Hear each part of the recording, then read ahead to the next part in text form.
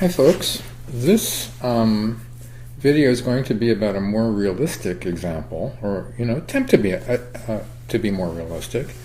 We're going to model a business situation where a fitness center currently has 5 stationary bikes, but they're in high demand, so the owner of the center is considering buying more of them. And we want to study how buying more bikes might ease the strain, for example, the weight that customers have to endure before getting on a bike, or how many customers give up in frustration. Maybe we can reduce the number of customers who give up in frustration because the lines are too long. So we're going to assume that the bike center has done some statistical sampling, and they found that the peak demand for the bikes is from 6 to 7:30, and we'll say that from 6 to 6:30, in that half hour, they find that they have an average of 30 customers who want to use the bikes, and from 6:30 to 7, there's an average of 45 customers who want to use the bikes, and from 7 to 7:30, there's an average of 20 customers who want to use the bikes. And what we can do is, in our simulation, we can assume that customers arriving is like a Poisson process, right? So we can use a Poisson process with the appropriate mean number of events. We'll also assume that each customer uses a bike for 8 minutes.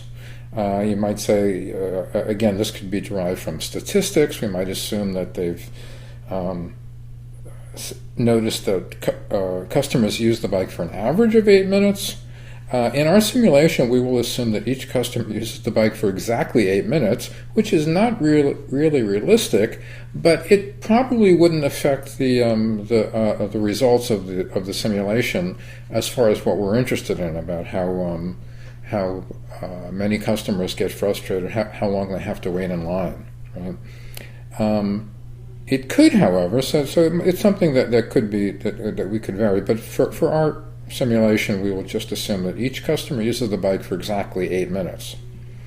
And when they come to the bike area, if one of the bikes is free, they just get on it and start using it. But if all the bikes are taken, they will wait for one to open up. But they're only willing to wait if no more than 3 other customers are already waiting. So in other words, the length of the waiting line is no more than 4. Right? No more than 4 people can be on the waiting line. Right? If they can't use a bike and they can't get on the waiting line, then they become disgruntled, and that's something we'll want to estimate, the number of disgruntled customers with a given number of bikes. And then the question is, on average, how many disgruntled customers will there be each day? And also of interest would be how long must a customer wait in line in order to use a bike? Right? We would like to reduce both of those numbers if possible by buying more bikes. Of course, that has to be weighed against the cost of purchasing a bike and maintaining it over the course of its lifetime. Right? So we want to get an idea of how big a difference this is going to make in those numbers, the number of disgruntled customers, and the wait times, before we invest that much money in buying extra bikes. So our plan will be to simulate this 90-minute crunch time from 6 to 7:30 with 90 one-minute time increments. Right?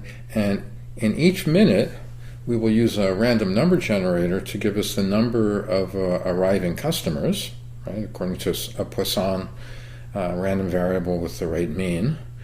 And then after getting the number of newly arrived customers, we have to update, the numbers of people on the bikes, the amount of time they've been on the bikes, the amount of time that they will remain on the bikes before they get off.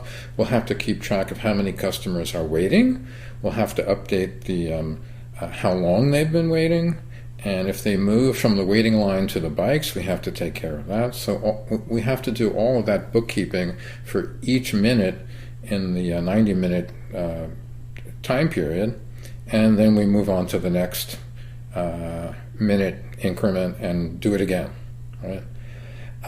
We will also keep track of, because this is what we're primarily interested in, we'll keep track of the total number of disgruntled customers, right? We have to keep track of that, so we have to keep track of the customers who arrive wanting to use a bike but find that the line is too long and therefore become disgruntled. In addition, we want to find the average waiting time for those customers who cannot get a bike immediately. And for that, what I'll do is I'll keep track of the complete list of all the waiting times of all the customers who have waited. And then at the end, we can just find the mean of the numbers in that list. I should point out that if we only want the average waiting time, we don't necessarily need to keep the complete list of all the waiting times during the whole 90-minute period. If you want the average of a list of numbers, all you really need to know is the sum of the numbers and the length of the list. And we could keep track of those with just two numbers, right? We could just keep a running sum of all the waiting times and then a running total of all the people who waited. And then at the end, we could just divide the sum by the total number of people to get the average waiting time. And that would be maybe an easier way to do it, but in this particular case, it's not difficult to. So, an important part of our plan is going to be to carefully specify the attributes of our state, right? The state that will be updated every minute, right? So what are the things we have to keep track of to define the state of this bicycle room, right, during the course of the 90 minutes? So I figured there are about 10 things we have to keep track of very carefully. Not all of these things are important in themselves. Some of them are just useful in computing the things that are important to us. So the first thing, which is very simple, is the time. So we'll just keep track of what minute in that 90-minute time period we're at. Let's see, we'll keep track of the number of customers who are currently waiting in line for a bike, right? So these are customers who do not have a bike but want one and are patiently waiting in line until they can get one. Now, waits will be a list of times for the people who are currently waiting. And so, for example, the list of waiting times might look like this. It might be like 4, 3, 1, 0. This would mean that there's one person who's been waiting 4 minutes, one person who's been waiting 3 minutes, one person who's been waiting 1 minute, and one person who just started waiting, right? And we'll assume that this list is sorted in decreasing order so that the people who have been waiting longest are at the start and the people who have just started waiting are at the end. Okay, and you'll see that if we just remove people from the front when it's their turn to get a bicycle and add people to the end when they start waiting, then this list will just remain sorted and we won't have to worry about actually sorting it, right? So it'll just remain properly sorted. Past, let's see, now past, this will be the list of past waiting times, okay? So this will be like the historical list of all the times people have waited during the whole time period up until now, right? And at the end, we will take the average of the numbers in this list to give us the average waiting time. ARR, that'll be the number of arriving customers. And of course, this will be set equal to a Poisson random variable, right? We'll use a random variable generator built into Mathematica to just generate a Poisson random variable with the correct number for the mean. Used, let's see, this will be the total number of bikes that have been used over the whole course of the time period. That's something that might be interesting to know. It wasn't part of the specification that we actually wanted to know, but I'm going to include it anyway because it's easy enough to do. The number of free bikes, right? How many bikes are currently open, not being used? Again, this is actually something that we don't really need in order to answer the questions I stated, but it's a natural thing to keep track of, so I'll just include that. The start. Now this means the number of people who are just starting to use a bike during this time period.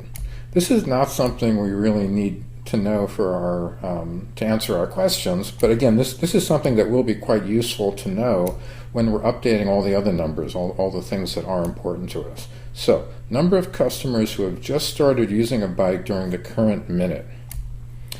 Sad.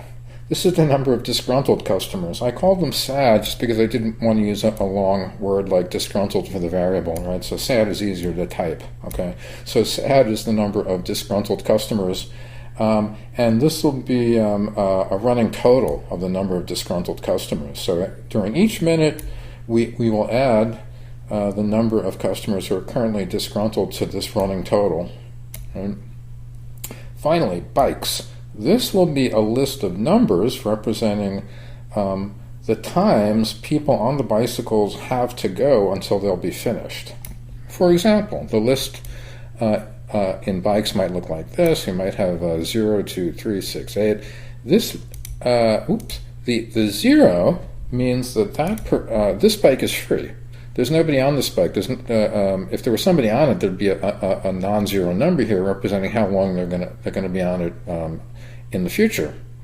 2 means there's a person on this bike who has 2 minutes to go, and 3 means this person has 3 minutes to go on the bike. The 8 here at the end means that this person just got on, right, and has 8 minutes to go before they get off. So, of course, this list will always be length 5, because there'll always be one number for each of the 5 bikes, or at least it'll be length 5 for the first simulation that we do for the existing situation in the fitness center where we have 5 bikes. And then later we'll want to change the number of bikes, increase it to 6 or 7 or 8, and see how that affects things. But for the first simulation, this will be exactly 5, right? For any simulation we do, the length of this list will be fixed, right? We'll always have a fixed number of entries in this list, one entry for each bike in the bike room. Whereas, on the other hand, the waiting list can vary in length, right? The waiting list will sometimes be, 4. It could be as long as 4, but it might have length 0. There might be nobody waiting. There might be 1 or 2 or 3 people waiting. Okay, now let's turn to the updater.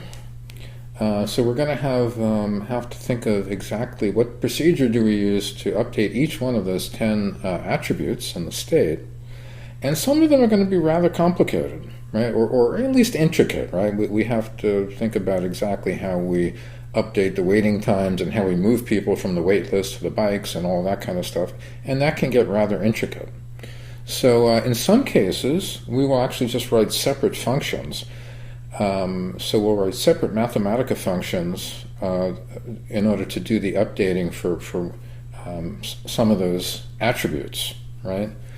And then it pays to think very carefully about how these algorithms are going to work now before we even get to Mathematica, because then we will at least know what we want when we're trying to then translate our ideas into Mathematica code. The worst situation to be in is when you're not even sure what you want to do and you're trying to write code for something that you're not sure what it is, right? So we want to be clear about exactly what we want to do before we even begin to write code. Okay, some of these updaters are simple. So for example, updating the time, very simple. We just add 1 to the previous time, right? This one isn't too bad, but we will write a separate function for the arrival random variable, right, which will be a Poisson random variable with a mean determined by the time. So remember that during the first half hour we get about an average of 30 customers wanting to use bikes. So if you break it down into each of the 30 minutes, that means we have an average of 1 customer per minute in this time, in this half hour wanting to use a bike. And therefore, arrival for the first half hour, arrival will be generated by a Poisson random variable, right? We'll use a random variable generator in Mathematica with a Poisson distribution with parameter 1, right? An average of 1 per minute. So, sometimes it'll be 0, sometimes it'll be 1, sometimes it'll be 2. Less often it will be higher numbers. In the half hour between 6:30 and 7, we saw earlier that there was an average of 45 customers arriving. So 45 customers arriving over 30 minutes, that's an average of 1.5 customer per minute. So in this time period, we will use a Poisson parameter of 1.5, a mean of 1.5. And then in the last half hour from 7 to 7:30, there were an average of 20 customers arriving in that 30-minute period, so that means an average of 2/3 of a customer per minute, right? So that will be our Poisson parameter in that time interval.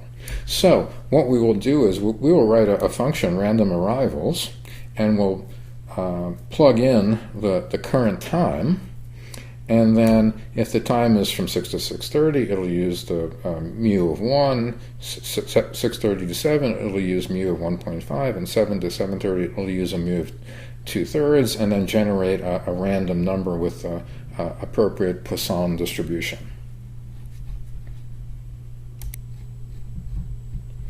Updating the list of bike times is going to be a bit complicated. There's a lot of things we have to think about here.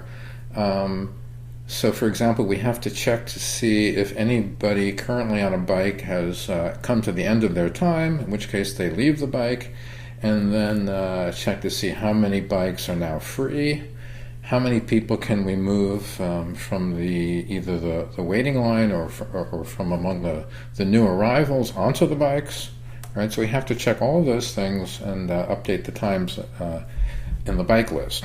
Right? So we'll need to know, of course, the previous state of the bike list, right? The old value of bikes.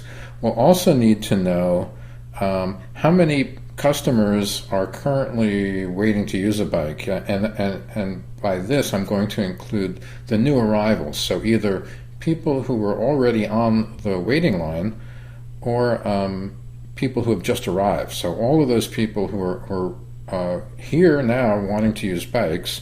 And we're going to have to compare that number to the number of bikes available, and then shift around the numbers. So just, we will do this in a separate Mathematica function called update bikes, and the two inputs will be the list of the old bike times, right, the times that people had to continue on their bike previously, and then the number of new customers who currently now want to use bikes but don't have them. As an example, suppose we give it the input 0, 1, 2, 4, 5 as the bike times previously, and we said that there are 3 customers wanting to use bikes here now. So this means that the 0, of course, means that one bike is free. Right? That's what the 0 means, that one bike is free, and the 1 means that there's one person who's going to use the bike for another minute, and this 2 means there was a person going to use the bike for another 2 minutes, and so on. Right? Okay, so if the function is given this input, the first thing we want the function to do is remove or subtract 1 from each one of the non-zero numbers, right? So of course, this bike was empty, it was already free, so we don't have to do anything to that. But this bike, previously it had been occupied by someone who is going to use it for 1 more minute. Well, now that we're into the next minute, that bike becomes free. We subtract 1 from 1 to get 0, and now we know that that bike is now free. The bike that had been scheduled to be used for 2 more minutes is now only scheduled to be used for 1 more minute, and so on, right? So we subtract 1 from each of these future times for each of the people who are currently occupying a bike, right? So that's the first thing to do. Secondly, then we check, and we see, in this case, for example, we see that there are now 2 free bikes, and there were 3 people who wanted to use a bike. So we're able to accommodate 2 of those 3 people, right? So what we should do is we should delete these zeros from the list, because those 2 bikes are now going to be occupied, and instead what we'll do is we'll add 2 8s to the end of this list, right? So we'll add 2 8s to the end of the list, indicating that those 2 people have gotten onto bikes and started riding, and now they each have 8 minutes to go on their bikes. Okay, and this should be this would be the updated bike list, and this should be what the function returns for us, right? So we will have to think about how to do that in Mathematica. But for the moment, let's just be clear about what it is we want the function to do, right? So basically we want it to go through this procedure that I just described. Well, let me just point out that, I mentioned earlier that we, instead of using exactly 8 every time for the number of for the amount of time somebody is going to remain on a bike, we could also just generate another random number whose mean is 8, and that wouldn't be difficult to do. But as I said, I'm not going to bother with that. This is probably adequate what I'm doing here, but that's something to consider if you wanted to make the simulation more realistic. That would be something to consider, that maybe instead of using 8 every time, you can pick a random number that's sometimes 7 or 6 or 9 or 10 or something, but whose mean is 8. Okay, so we like to update the free parameter or attribute.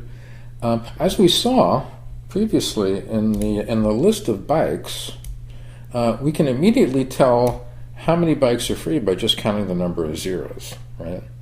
So we can update the attribute free just by counting the number of zeros in the new version of bikes, right? And in a similar way, we can count the number of people who have just started on a bike by counting the number of 8s, right? So we can recognize that by the number of 8s. This updater would be more complicated if we set the times to a random variable instead of exactly 8 each time. So that's one reason that setting it to 8 each time simplifies the simulation for us, but I don't think it'll affect the results too much, but it would be a little more difficult if we did it with a random variable, but it would be manageable also. However, I'm just going to go with the easy approach here. Used is going to be the, remember that's counting, it's actually a running total of the number of bikes that have been used, or the number of customers who have been able to use a bike, right? And so that's going to be the previous number used plus the number who have just started this time, right? So that'll be easy to do. We don't need a separate function for that either. However, the weights updater will be a bit complicated. So remember the weights attribute, it's a list of numbers representing how many minutes each person in the waiting line has been waiting. So the first thing we should do is we'll have to increment by 1, because at every time step the wait time goes up by 1. We should remove the first couple of people from the waiting line because they're able to start on bikes that have just freed up. And we have to add zeros to the end of the wait list to represent people who have just arrived who are now going to begin to wait. And if necessary, we will have to truncate the list to 4 elements, because remember, the waiting line can never be longer than 4 people. So if a lot of people arrive newly during this minute, not all of them are going to get on the wait line. Some of them will become disgruntled because they see that the waiting line is too long. Okay, so because this is so complicated, we will do this with a separate function called update weights, and the update weights function will take 3 inputs. It'll have to know what the old waiting list was. It'll have to know how many people just started on the bikes this minute, and it'll also have to know how many people are newly arrived this minute. So as an example, suppose we give it 4-2 as the previous waiting list, and we give it 1 as the number of people who just started on a bike this minute, and 4 as the number of new arrivals. Well, then the first thing it should do is see that since 1 person just started on the bike, that 1 person must be this person who'd been waiting for 4 minutes. So we can drop her from the waiting line, right? This person who'd been waiting 2 minutes does not get to start a bike. Only 1 person got to start. So therefore, this person will have to wait another minute. So we'll up or increment that person's waiting time to 3. And then of the 4 new people, none of them are actually able to get onto a bike. So they would all like to get on the waiting line. However, we know that the waiting line only goes up to length 3. So only 3 of those 4 people will be able to get on the waiting line. So we add 3 zeros to the end and discard that 4th person, right? That 4th person becomes disgruntled. And then this would be the output of this function in this case, right? And notice I put a blue box around the 2 and the 3 because this person who had been waiting 2 minutes becomes the person who is now waiting 3 minutes, right? That these actually represent the same person. Okay, updating the number of people waiting is very simple. We just count the length of the new waits list, right? That list represents everybody who's waiting in line, so its length is the number of people who are waiting. Okay, another complicated one, however, will be past.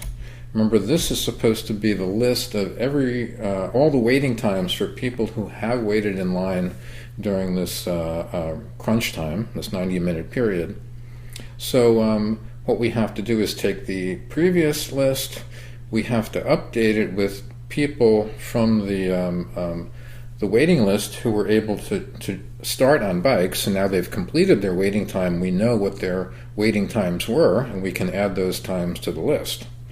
So this is going to be somewhat complicated, so we'll call it the update pass function, right? We'll make it a separate function. We'll need to input 3 things. We need to give it the previous list of all the waiting times, right? Because we're going to append the new numbers to that. We will need the previous waiting list, right? The people who were waiting up until now, and we'll need the number of people who started just this minute, right? Because that's the number of people who were able to move from the previous waiting list onto the bikes. So as an example, if we were to evaluate this, right, update with this inputs, I'm sorry, I should have said update past with these inputs, then this is the list of past waiting times. This is the previous list of people who were waiting. One person was waiting for 5 minutes, one person for 3, one person for 1, and 2 people were able to just start on bikes. Then what we should do is, well, we know that 2 people were able to just start on bikes, so that means the first 2 people from the previous waiting list were able to get onto bikes, and so their waits are now complete. We can add their waiting times to the list. However, before we add those times to the list, we have to increment them by 1, because they had been waiting 5 minutes and 3 minutes, but now we're at the next minute, so now their waiting times are up to 6 and 4, right? And so those are the numbers we add to the list of past wait times. Finally, we have to update the number of disgruntled customers. Right? Remember, we called this attribute sad. This is actually easy enough to do. Just have to be carefully think about the numbers involved. The number of people who will become newly disgruntled, right? There'll be the new arrivals who were not able to get onto either a bike or even onto the waiting line because the waiting line was too long, right? They're the ones who become disgruntled. Well, that would be equal to the difference between the number of people currently wanting a bike and the number of people who are able to start on a bike or able to get on the waiting line.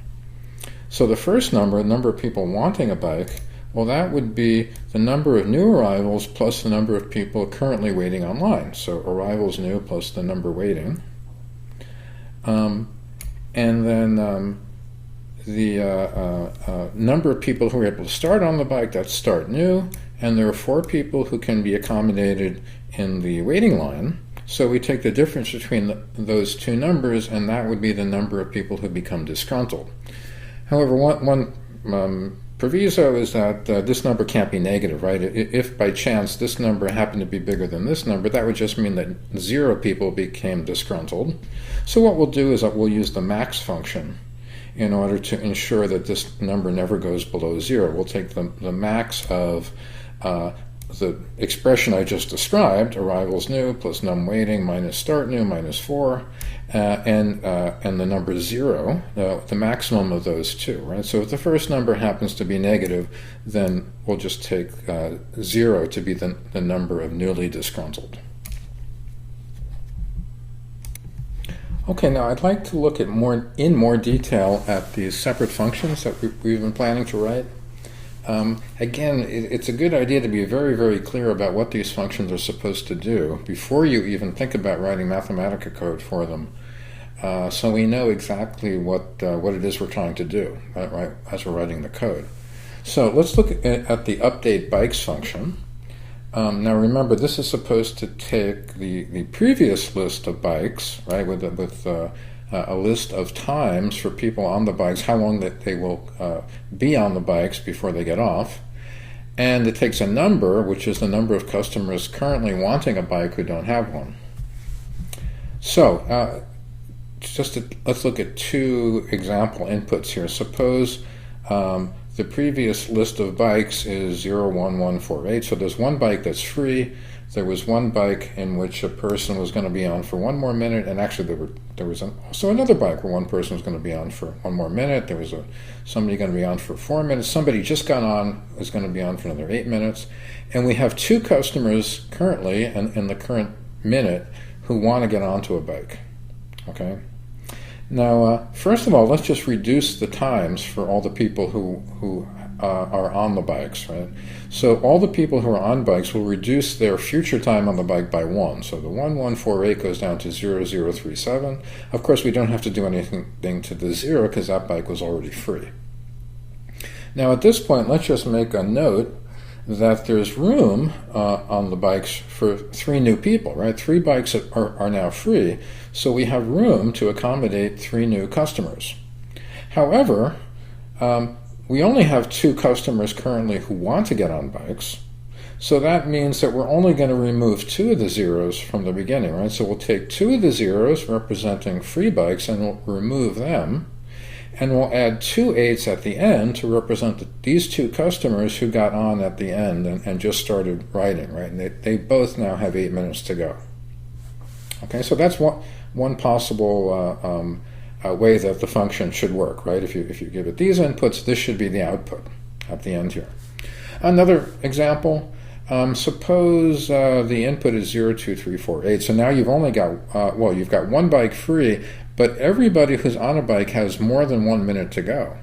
So when we reduce their times by 1, no new bikes have freed up. So looking at this, we see that there's actually only 1 free bike, and we have 2 people waiting, so that means we're only going to be able to accommodate 1 of those 2 people. So we remove that 0 from the bike times and add 1 8 to the end, right, to get the updated bike list 1, 2, 3, 7, 8. Okay, so notice that at some point we have to compare the amount of room we have on the bikes, on the free bikes, with the number of people who are actually waiting. And if this number, the number of people actually waiting, is smaller than the amount of room, then we can accommodate all those people, but sometimes we have less room than we have people waiting, and then we can only make room for that number we have room for. So, to summarize, it looks like the algorithm is going to go like this. We're going to say, let's reduce the times of all the people on the bikes, right? That's step 1. We'll count the room that we have now, which is equal to the number of free bikes, or the number of zeros in the reduced time list. And then we have to check whether the number of customers wanting bikes is less than or equal to the amount of room we have. If so, then we can delete zeros for each one of the new customers, and we can add 8s at the end for all those new customers. If we don't have enough room, then we just delete the number of zeros we have and add the same number of 8s at the end.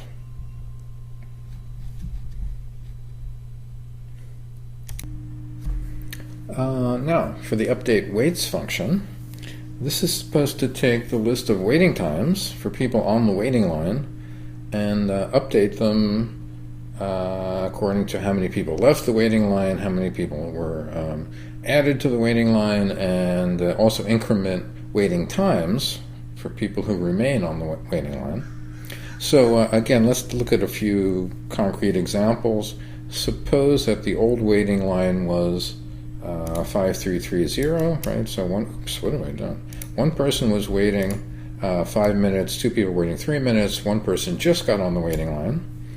2 people are able to start on bikes this minute, and 3 people are newly arrived. Okay, so I guess the first thing we should do is increment the waiting times for everybody who was on the waiting list, right? Increment them by 1.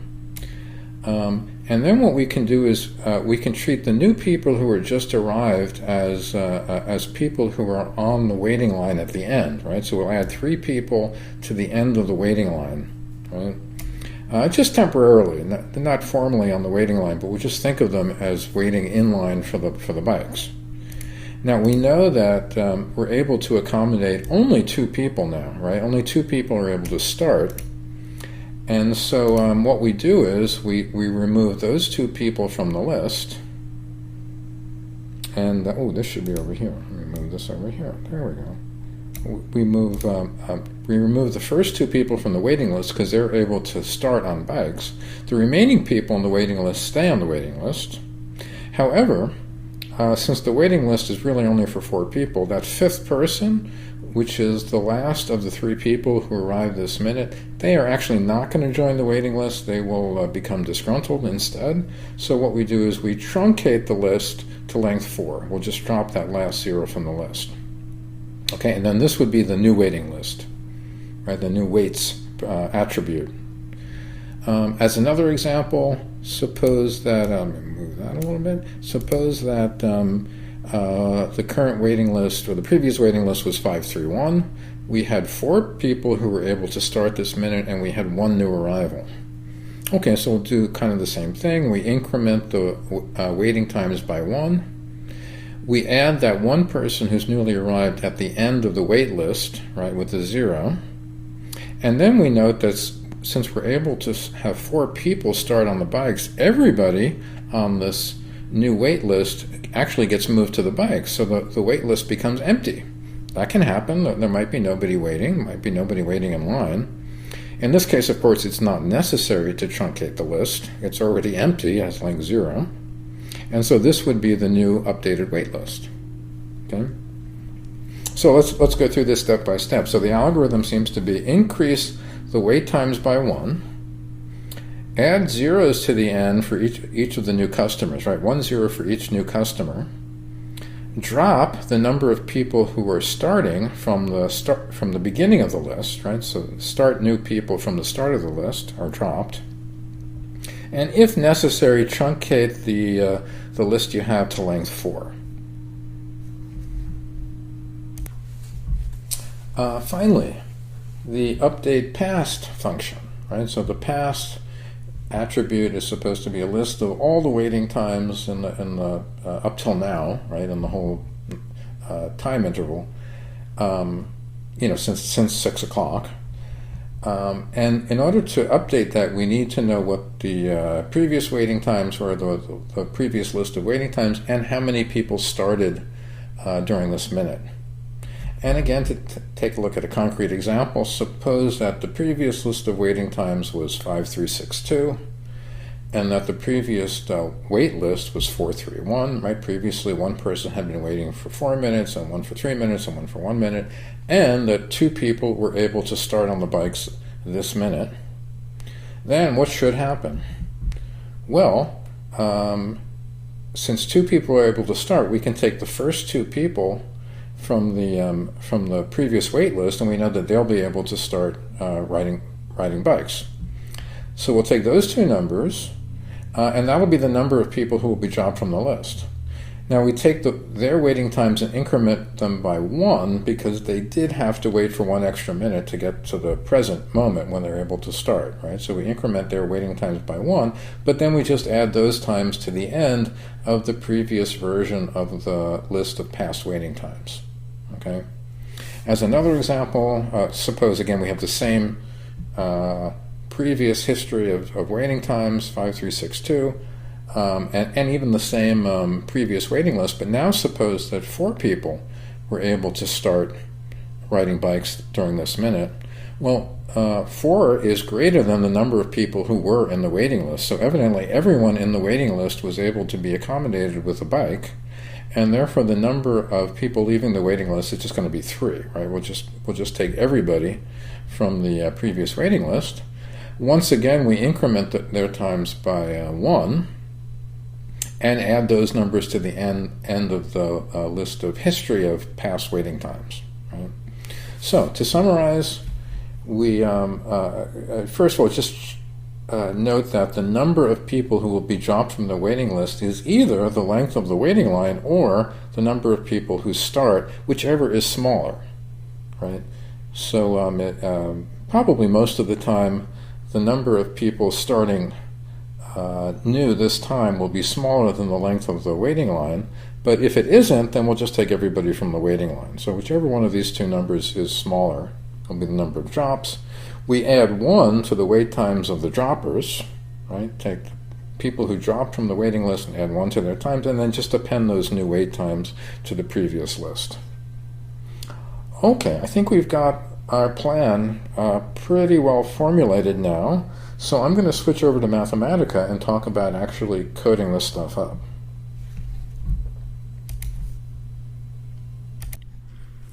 Okay, so remember the first thing you have to do is you do have to load the simulation pack. So you can either load the .m file or you could load the .nb file, the notebook, and then hit evaluate initialization. I'll do it the first way. I'll load the .m file. Maybe it's a little easier, but you can use that with you can do that with a get statement. Get bracket quote, and then you'll have a little file browser button that opens up, and you can look for your simulation pack.m file. So I'll open that, close the quote, close the bracket, and then you can evaluate that, and it'll load the simulation pack. That's probably the easiest way to do it, and then you can just reevaluate this line next time you want to run it, right? Save the notebook and reevaluate it next time. Now, here's the state, the initial state of the system. I've got all my 10 attributes here. I'm calling this state 5 because this will be the starting state when we have 5 bikes. Later on we'll want to see what difference it makes if we have 6 bikes or 7 bikes or 8 bikes. So I'll have a different starting state for each one of those scenarios. But here basically time is 0 initially, number of people waiting is 0, the wait list is 0, the past waiting times is 0, number of new arrivals, nobody's arrived yet, number of used, right, and so on. The initial list of bike times is 0, 0, 0. By the way, this may not be quite accurate or quite faithful to reality. It could be that at 6 o'clock when you start this, maybe there are already some people on the bike. I guess it depends on whether it's 6 p.m. or 6 a.m. Maybe at 6 a.m. the building is just open and nobody is on the bike, so then you can assume that nobody's waiting.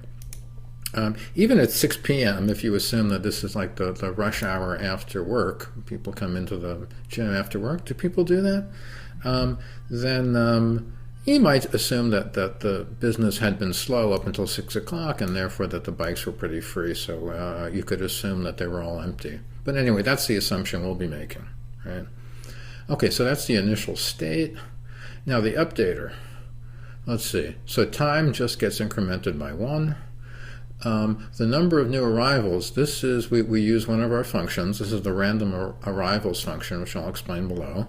But basically we just have to give it the current time, and then it will spit back at us a Poisson random variable with the appropriate mean, right? Remember, the mean was either going to be 1 or 1.5 or 2/3, depending on which half hour during this crunch time we're in. Bikes is updated using the update bikes function, right? We give it the old bikes attribute, and we give it the number of customers currently wanting a bike, which would be the number of new arrivals plus the number of people waiting. Once we've updated the bikes, then it's easy to update the number of people starting, because all we have to do is count the number of 8s in the list of bikes, right? The updated bike list, right? The number of 8s will represent the number of people who just started this minute. Similarly, we can update the number of free bikes by counting the numbers of zeros in the new bikes list. So those are both easy to do. The number of used, or the number of bikes used, or maybe more accurate, the number of customers who have used bikes, would be the previous number plus the number who just started this minute, right? So we'll update that each minute. Okay, weights was a complicated one. We had a separate function for that, so we'll look at the update weights function below. But for the moment, we'll just note that the inputs are the old list of waiting times, the number of people who started this minute, and the number of new arrivals. Okay. Updating the number of people waiting is easy. We just take the length of the new waits list, right? So once we've updated the waits list, it's easy to get the number of people waiting. It's just the length of that list. Past was another complicated one, right? So we have a separate function, the update function for that. And we have to give it the previous list of waiting times plus the previous waits list, right? The previous list of times of people actually waiting and the number of people who started. And we'll look at that function in detail below. And then we had to update the number of sad people, disgruntled. So to the previous number of disgruntled, we have to add the number of newly disgruntled, and we can do that using this max function here. Oh, by the way, I tried to be good about commenting my code. So these expressions in light blue that are between asterisk star, right, on each end, those are comments, and I put them in to try to clarify the meaning of the code and why it works the way it does. So that is purely explanatory, right? It doesn't actually run, right? Those are just comments. Okay, now let's look in more detail at the rand arrivals function. So this function takes one input, which represents the current time. I'm just going to call that t. It doesn't matter what you call the variable, of course, right? As long as you're consistent in the definition of the function. Now remember, what it's supposed to do, it's supposed to look at what the current time is, and from that, according to which half hour we're in, right, whether it's from 6 to 6:30 or 6:30 to 7 or 7 to 7:30, it's supposed to select the appropriate parameter mu for the Poisson distribution, and then it's supposed to use that parameter to generate a Poisson random variable. Okay, so first step is I'm using a with statement to make to define a local variable. So L is going to be the parameter for the Poisson distribution, right? Maybe I could have called it M for mu, but anyway, I called it L for lambda, I was thinking. L is going to be the parameter for the Poisson distribution, and remember, it depends on which half hour we're in. So we have to first check whether the number t is between 1 and 30, or between 30 and 60, or between 60 and 90, so we know which half hour we're in. So I do that with a which statement in Mathematica. A which statement simply checks logical conditions, and if it checks to see which logical condition is true, and then returns the value entered after it. So in this case, with this which statement, we first check to see whether t is less than or equal to 30, which would mean we're in the first half hour, and then we set L equal to 1. Then we check, if t was not less than or equal to 30, then we check to see whether t was between 30 and 60. So whether t is strictly greater than 30 but less than or equal to 60, that would mean we're in the second half hour, and in that half hour, the parameter should be 1.5. And then finally, if that wasn't true, then we check to see if t is between 60 and 90, which would mean we're in the third half hour, in which case the parameter should be 2/3. Okay, so that's how which statement works. It's just a sequence of conditions followed by values you want to use if that condition is true, right? Okay, so having determined what L, the parameter of the Poisson distribution is, we then have just a single statement that produces a random value according to that distribution. It's quite a mouthful, though. It's random variate of the Poisson distribution. So first of all, let me kind of break this down for you. Poisson distribution, this is a built-in function in Mathematica. It represents the Poisson distribution. It's a function that takes one input, which represents the parameter for the Poisson distribution, which would be the mean, right? So we plug that in into the Poisson distribution function, and this represents a Poisson distribution. However, it doesn't give you a random value. It just represents the Poisson distribution in an abstract sense. In order to actually get a value out of it, you have to apply the random variate function to it. So the way the random variate function works is it just generates a random value from a given distribution that you plug into it. And by the way, remember that this @ symbol, this is just short for brackets. It's just as if I applied the random variate function to the Poisson distribution, right? It's just a slightly more convenient way of writing random variate bracket Poisson distribution close bracket. So random variate applied to the Poisson distribution with parameter L. This will just return a random number whose distribution is the Poisson distribution with the parameter L. Okay. Now, one thing we're going to need, this is just a convenience function. I'm going to define a little helper function here, sub1, which simply subtracts 1 from a number if the number is at least 1. And if the number is not at least 1, then it just returns 0. Right? So in other words, the idea is that in some cases we have to subtract 1 from the times that people are going to be on their bikes.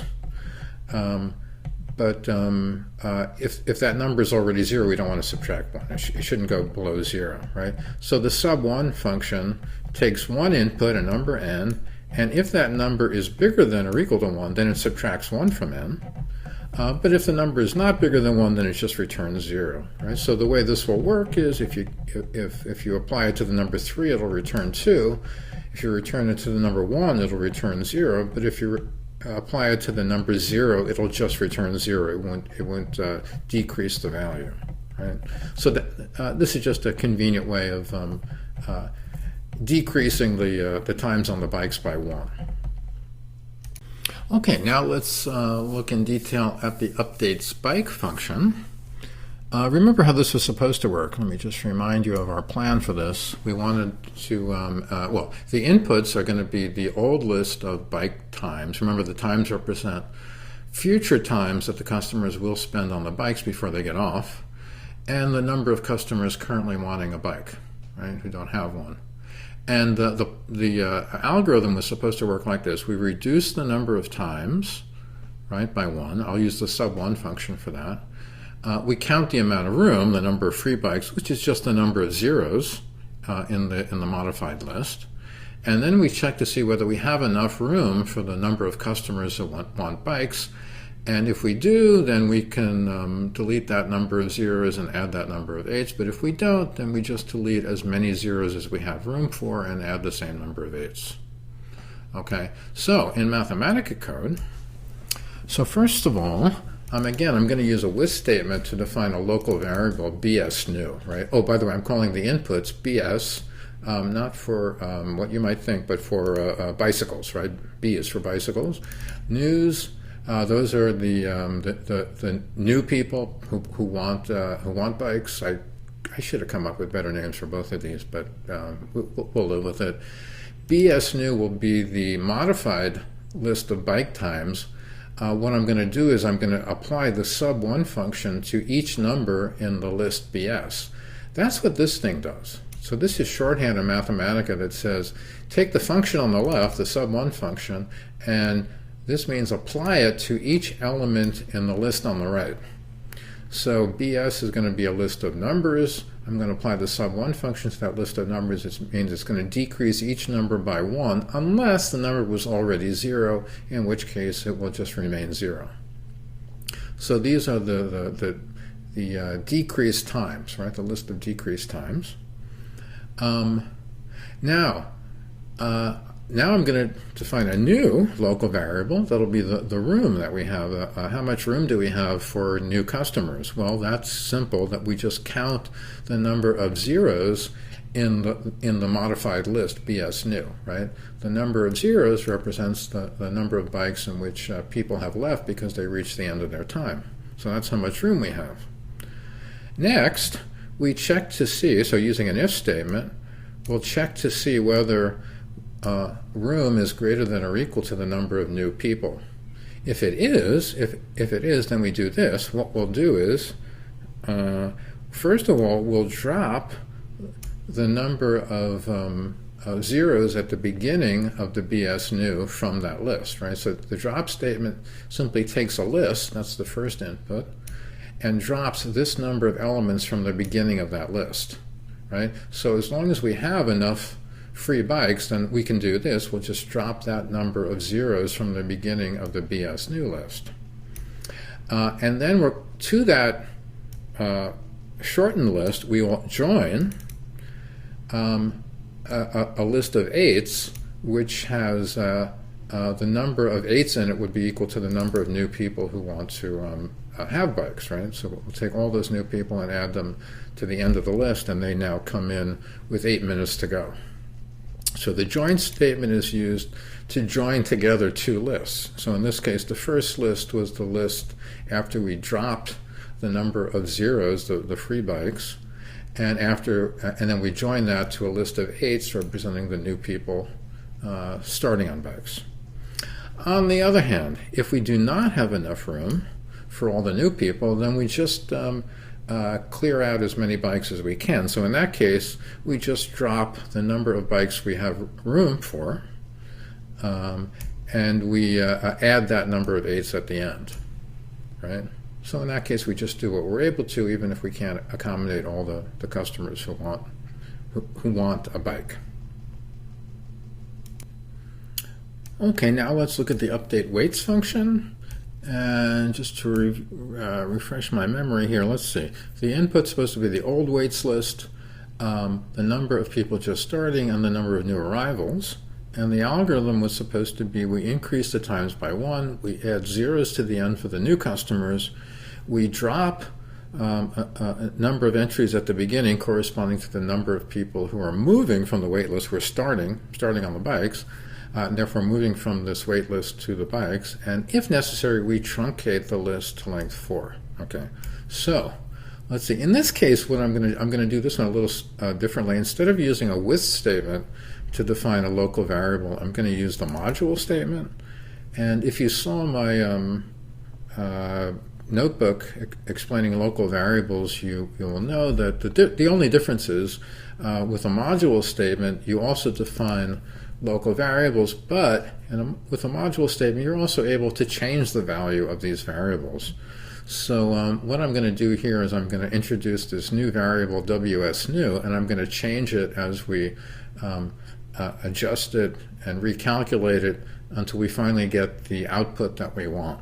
Okay, so WSNew, that's going to be our new wait list. Oh, by the way, the inputs are WS for the old wait list, ST for the number of people starting, and Rs for the number of new arrivals, right? So the first thing I'm going to do is I'm just going to add 1 to every entry in the old wait list, right? And you can do that actually easily in Mathematica. If you have a list of numbers, you can just say +1, and that will add 1 to each number in the list, okay? It looks a little funny, taking a list on the one hand and adding 1 to a list, but Mathematica understands that to mean add 1 to each entry in the list. And then we'll add zeros at the end of this list for each of the new arrivals. So I'm using the join statement. I'm going to take the previous value of WSNew, right, with the increased waiting times, and I'm going to add zeros to the end. And the number of zeros is going to be equal to the number of new arrivals. So a table of zeros of length new arrivals. So WSNew now has increased times n zeros at the end for the new arrivals. And then what we do is we drop from WSNew, we drop the number of people who are able to start on bikes, right? They are no longer waiting. So WSNew equals drop WSNew, comma, start, that drops this number of entries from the beginning of the previous value of WSNew. Finally, if necessary, we have to truncate WSNew to be a length 4. So we'll check to see, is the length of WSNew greater than 4? If so, then we only want to take the first 4 entries. So the take function in Mathematica, you plug in a list, and you give it the number of elements from the beginning of the list that you actually want to take. So in this case, it's 4. And on the other hand, if the length is not greater than 4, then we can just take WSNew as it is. We don't need to truncate it. And that would be the return value. Okay, and now for the update past function. And again, just to refresh our memories, the inputs to this are going to be the previous list of past wait times, the previous waits list and the number of people starting this minute. And the algorithm works by first seeing whether the number of drops will be equal to the length of the line or the number of new starts. It'll be whichever of those numbers is smaller. And then it adds one to the wait times of those people who are dropping. And then finally it appends those new wait times to the previous list. Okay, so here I'm calling the inputs P for the previous list of past wait times, WS for the previous wait list, and ST for the number of people starting, right? So first we can compute the number of people we will drop from the wait list will be equal to the minimum of these two numbers, either the length of the wait list, right, the number of people waiting, or the number of people who are able to start on bikes, right? Whichever is smaller, that'll be the number of drops. And then I define another local variable with a with statement.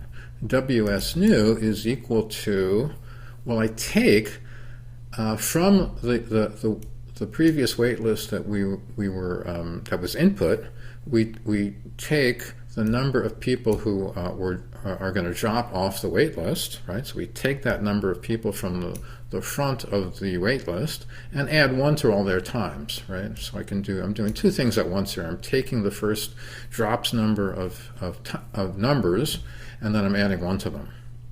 Finally, I'm going to join the old list of wait times with the new wait times, right? And that will be the return value. That'll be the updated history of all the wait times. Okay, now we're ready to run it and get some results. Now, of course, I've already written this and tested it, and I had to correct some errors that I made in my first attempt at coding up this all these functions, but I think I've got everything corrected now. However, so I'm going to skip over the debugging process, which is quite tedious and boring. But you know what you should do first after you've written these functions. In fact, you may want to test these functions all on their own. You might want to test these functions, like the update pass function, the update waits function, the update bikes function. The first thing you should do is test them with the examples that we looked at over here, right? We wrote down what the outputs should be for certain given inputs. So you should probably, first thing you do after you write one of these functions is test them with the calculations you did with paper and pencil over here and see if you get the same outputs that you expected, right? So, okay, I'm skipping over that step, which maybe is a mistake because that's an important step. Doing testing and debugging is very, very important. But, so and as part of the testing and debugging process, you might want to check and make sure that it runs correctly. So use the run function. That's part of the simulation pack to just run it for the full 90-minute period, right? So I'm starting with state 5, the state with 5 bikes. I'm running the updater, and I'm going to run it for 90 minutes, right? And so, okay, that's a whole 90-minute run. It simulated what happens at each of the minutes during that 90-minute period. Now, what we're going to want to do is we're going to want to generate a lot of data. So I'm going to say data 5, the data for the 5 bike scenario. I'm going to use the run many function. I'll start it with the state 5, the starting state for 5 bikes, with the updater that we just wrote, run it for 90 minutes, but then I'm going to want to do this 1,000 times. I'm going to want to do 1,000 runs, and each run for 90 minutes, right, for the 90-minute period. And that'll be my set of data. Notice I put a semicolon at the end because I don't actually want to see it. I just want to store it in this variable data 5. Once we've got all that data, then we can ask, let's see, what's the mean number of sad people, the mean number of people who became disgruntled while waiting for bikes, and the mean number of, or the mean of the waiting times, right? What I'm actually doing here is I'm going to ask, what's the mean waiting time for each run, and then I'm going to ask what's the mean of all of those means. Okay, it gets a little confusing here, but for each run we have a list of waiting times. So for each run we can ask what was the average waiting time for that run, and then we can ask what is the mean of the average waiting times over all the runs, and that's what this is going to do. So we run this, and this is not fast. This is going to take a long time. Well, it might take, I don't know, 10 minutes maybe to do 1,000 trials here. So I got the results earlier. I think it turned out that the average number, oh, I just erased it actually. So if you scroll back in the video, you can see the numbers I just erased. But I think there were about 37 people who were disgruntled on average, and the mean waiting time was about 3.9 minutes. Right, so those are the results that you get. Okay, so you get a result when you have 5 bikes, and then another thing you'd want to do is modify the starting state to represent having 6 bikes, right? So I'm going to call that state 6. Everything is the same except for 2 things. The number of free bikes is 6 at the start initially, and also the list of bikes has 6 zeros in it initially rather than just 5 zeros, right? So we're going to have 6 bikes. And then we do a similar thing. We generate the data with 6 bikes, and we check the mean of the number of sad people and the number and the average waiting time. And in this case, with 6 bikes, it turned out when I ran it last time that there were about 29 disgruntled people on average, and the waiting time for people who did wait. Notice we're not counting people who got immediately onto a bike among the average waiting times. We're just counting people who actually had to be on the waiting line for some time. The average waiting time was about 3.9, or almost 4 minutes. So both numbers are improved, right, or reduced if we have 6 bikes rather than 5. Whether this is worth it, right, whether going down from 37 disgruntled people a day to 29 disgruntled people a day and reducing the waiting time by about a minute, whether that's worth the cost of having an extra bike is another question. And we can talk about that also. But another thing you might want to consider is what if you have 7 bikes? So I defined a starting state for 7 bikes, and we can look at the data for 1,000 runs with 7 bikes, and what I found when I ran it earlier was that now we only had about 22 disgruntled people on average, and the waiting time was cut to 3.3 minutes from 3.9 or about 4 minutes, right? And I tried it with 8 bikes, and then the number of disgruntled people was cut to 15, and the waiting time was cut to under 3 minutes. Okay, so the very concrete improvements by adding bikes. Whether it's worth the cost of adding the extra bikes is another question. And like I said, we can ask that too, but this video is already quite long enough, so I think I'm going to cut it off here. So let me know what you think. We'll talk about it in class.